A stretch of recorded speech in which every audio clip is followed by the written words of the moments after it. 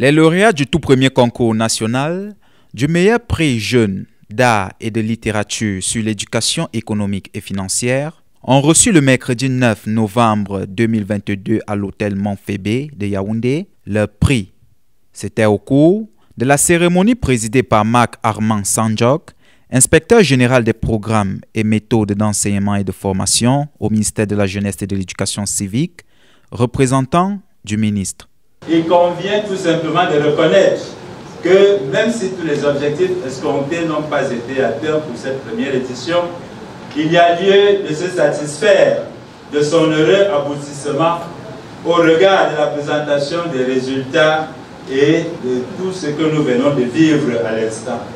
Aussi, je tiens à exprimer au nom de Monsieur le ministre de la Jeunesse et de l'Éducation civique le satisfecit du gouvernement pour la pertinence et la qualité des œuvres produites par ceux des jeunes qui ont accepté de prendre part à ce challenge. À travers cette compétition lancée le 1er novembre dernier, dans le cadre de la Semaine mondiale de l'argent, le MINJEC entend ainsi sensibiliser les jeunes à l'usage judicieux et responsable de l'argent à travers leur propre production. Cette cérémonie, première du genre, récompensait ainsi les plus méritants dont les productions auront retenu l'attention du jury.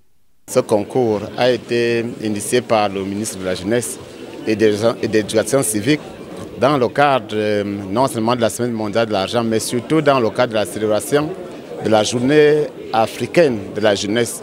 Il a mis en place un jury et nous a proposé un ensemble de critères. Et parmi les critères qui étaient à valoriser, il y a d'abord le caractère innovant de l'œuvre présentée par le jeune. Comme vous le savez, l'innovation aujourd'hui, c'est un élément qui crée de la valeur.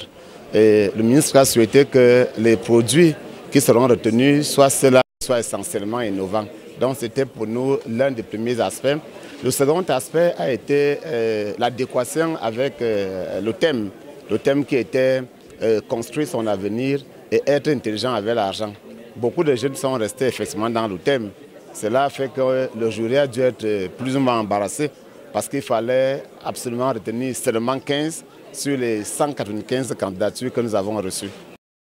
Au total, 15 œuvres ont été primées à la grande satisfaction des membres du Comité national de pilotage de l'Observatoire national de la jeunesse, des administrations publiques partenaires ainsi que des partenaires au développement.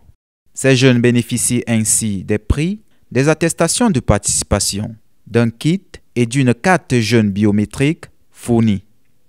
Nous pensons que IBI, en tant que banque leader dans le digital, et vu les besoins d'inclure nos jeunes compatriotes dans le circuit financier, nous accompagnons donc l'ONG dans cette initiative afin de bancariser et d'éduquer financièrement les jeunes compatriotes.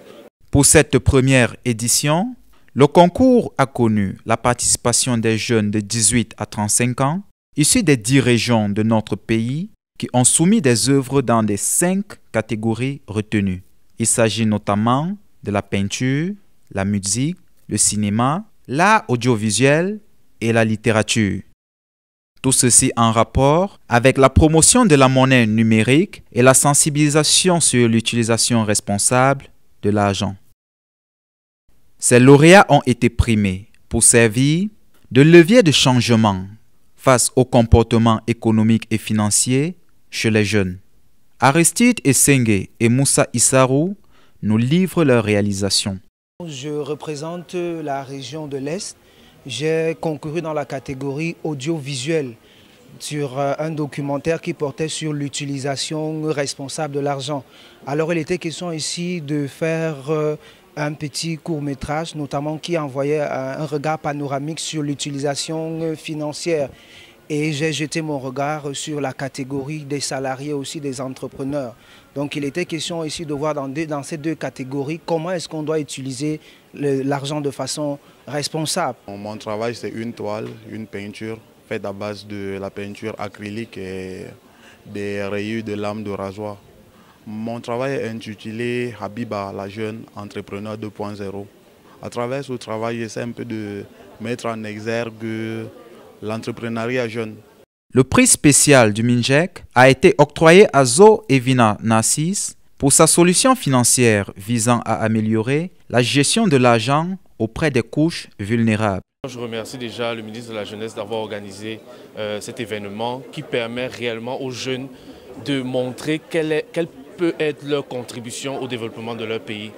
Donc c'est la raison pour laquelle nous avons choisi de participer à cette première édition qui porte effectivement sur la finance et l'économie qui est notre expertise de formation. Notre solution porte sur l'inclusion financière des personnes vulnérables, notamment sur comment est-ce que le secteur financier peut contribuer à l'atteinte des objectifs de développement durable dans notre pays. Donc les personnes vulnérables ici, ce sont les jeunes bien sûr, les femmes, les personnes handicapées, mais aussi les personnes à faible revenu. Dans une ambiance empreinte d'humour et de valorisation du savoir-faire des jeunes, le message de la gestion de l'argent n'est pas tombé dans les oreilles des sourds. Cette cérémonie marque ainsi un tournant décisif en matière de valorisation de la créativité des jeunes et de promotion des initiatives dont le but est la valorisation du Made in Cameroun.